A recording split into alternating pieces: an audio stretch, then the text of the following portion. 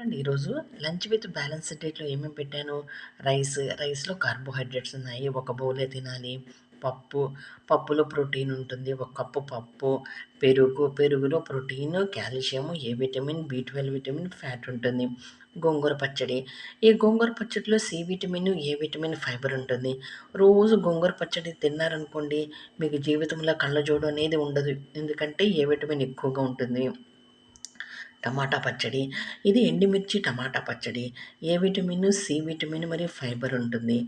ఇది పెసరట్టు, ఉల్లిపాయ పెసరట్టు చాలా ప్రోటీన్స్ ఉంటాయి. ఉల్లిపాయ ఉంది కాబట్టి సల్ఫర్, ఫాస్ఫరస్ ఉంటుంది. గుండెకి మంచిది. ఇది బత్తాయి పండులో ఏ విటమిన్, సి విటమిన్ ఉంటుంది. ఫైబర్ ఉంటుంది. ఇది ఓవరాల్ హెల్త్‌కి చాలా మంచిది.